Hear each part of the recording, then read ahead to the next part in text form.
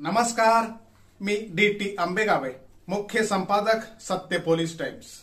सामान्य जनतेचा आवाज बुलंद करण्यासाठी सत्य पोलीस टाइम्स या चॅनेलला आत्ताच सबस्क्राइब करा।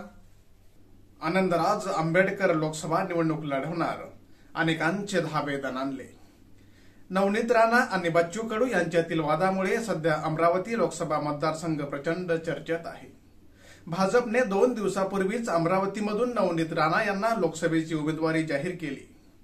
त्यानंतर नवनीत राणा यांनी रीतसर भाजपमध्ये प्रवेश केला होता। भाजपच्या या निर्णयामुळे नाराज झालेल्या बच्चू कडू यांनी प्रहार संघटनेच्या वतीने दिनेश बोब यांना अमरावतीच्या मैदानातून रिंगणात उतरवण्याची घोषणा केली होती। तसेच या ठिकाणी वंचित बहुजन आघाडीने अगोदरच उमेदवार जाहीर केला आहे। त्यामुळे अमरावतीची लोकसभा मतदारसंघाची लढत रंगतदार होण्याची शक्यता आहे। अशातच आता आणखी एका बड्या नेत्याने अमरावती लोकसभेच्या रिंगणात उडी घेतली आहे।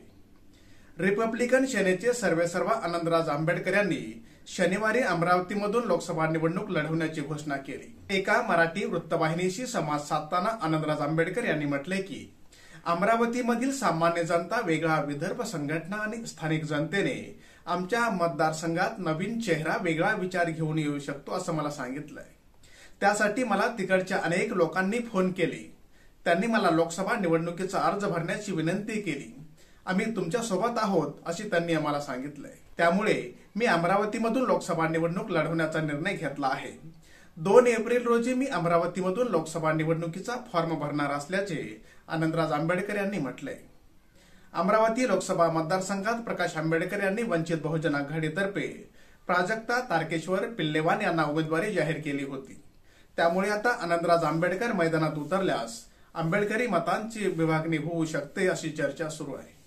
याविषयी विचारले असता आनंदराज आंबेडकर यांनी ही शक्यता पूर्णपणे फेटाळून लावली। मला वंचितच्या कार्यकर्त्यांनीच अमरावतीमधून लोकसभा निवडणूक लढवण्याची विनंती केली। प्रकाश आंबेडकरांकडून जाहीर करण्यात आलेल्या उमेदवाराबाबत वंचितच्या कार्यकर्त्यांमध्ये प्रचंड नाराजी आहे। आंबेडकर या नावाला वलय आहे। त्यामुळे आंबेडकर जेव्हा निवडणुकीला उभे राहतात तेव्हा समाज त्यांच्या पाठीशी असतो। आंबेडकर कोणत्याही पक्षातर्फे उभे राहिले तरी फरक पडत नाही असं आनंदराज आंबेडकर यांनी म्हटलंय। गेल्या 3 ते 4 वर्षापासून अमरावती सातत्याने राज्याच्या केंद्रस्थानी आलेला आहे। नवनीत राणा यांच्या विरोधात महाविकास आघाडी असा सामना खूप रंगला होता। त्यात हनुमान चालीसापासून ते बच्चू कडू यांच्याशी वादापर्यंत ही चर्चा कायम होती। नवनीत राणा या भाजपच्या तिकिटावर लढणार हा अंदाज पण वर्तवण्यात येत होता। त्यातच प्रकाश आंबेडकर यांनी पण वंचितचा उमेदवार जाहीर केल्याने अमरावतीत बहुरंगी निवडणूक होणार हे आता निश्चित झालं आहे।